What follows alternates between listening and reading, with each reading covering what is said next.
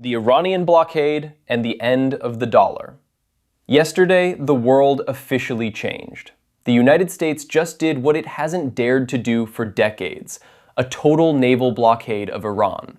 No tankers leaving, not a single cent entering Tehran. Washington is taking a victory lap, but look at the reaction from Beijing and Moscow. It's eerily quiet, and that silence is more terrifying than the roar of American fighter jets. Today, we're breaking down why the collapse of negotiations was a win for everyone except the average American, and how Trump, in an attempt to strangle Iran, might have accidentally opened the door for the most dangerous alliance in history. Stick around until the end, because the finale of this game won't be played in the Persian Gulf. It'll be decided in the banking terminals of Hong Kong. The official White House line: Iran walked away from the deal, so maximum pressure is now absolute. JD Vance is talking about a grand bargain, but let's be real. What kind of deal is possible when you've got a gun to your head? A blockade is an act of war. Trump is walking on thin ice here. On one hand, he promised voters no more foreign wars.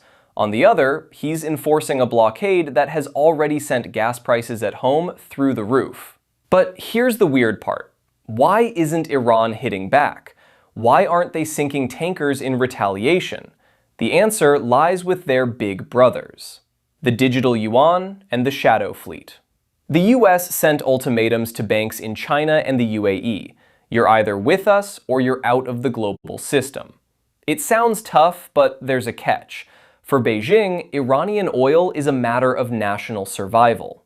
While US aircraft carriers are busy guarding ports, China is shifting settlements to the Digital Yuan and deploying a shadow fleet that Washington simply can't track. And what about Russia? For Moscow, $100 a barrel oil is a gift from heaven. The harder Trump squeezes Iran, the more cash flows into the Kremlin's coffers. It's a paradox. By trying to punish an enemy, the US is effectively subsidizing its biggest rivals. Sources claim Tehran has received a guarantee: hold out for 3 months and we'll collapse the petrodollar. That is the real reason for the panic behind closed doors at the Federal Reserve.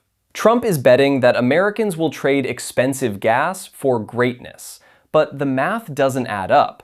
Most voters are done with escalation. They remember Iraq, they remember Afghanistan. No one wants to send their sons into the desert for a port blockade. The administration is already leaning on the media, threatening to pull licenses over incorrect coverage of the crisis. That's a sign of weakness, not strength.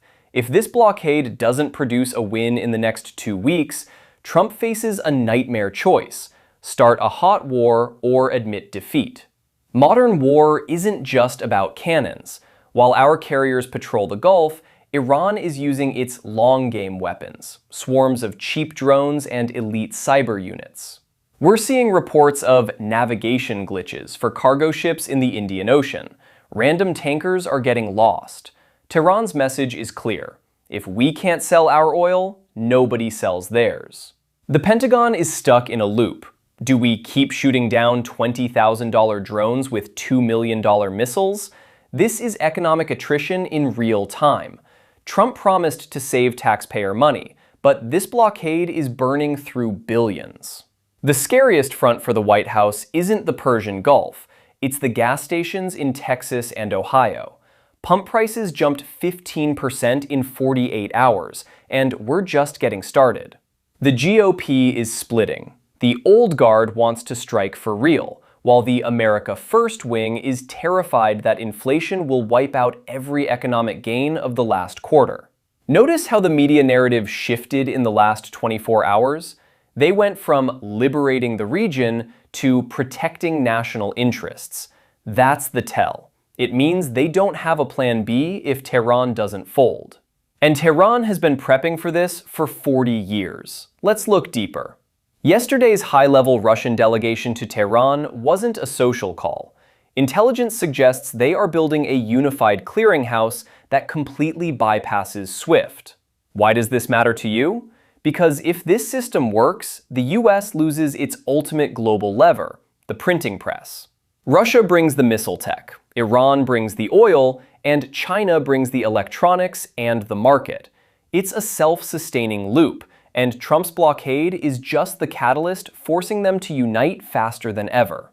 Hit that subscribe button for more updates on this developing crisis. Thanks for watching.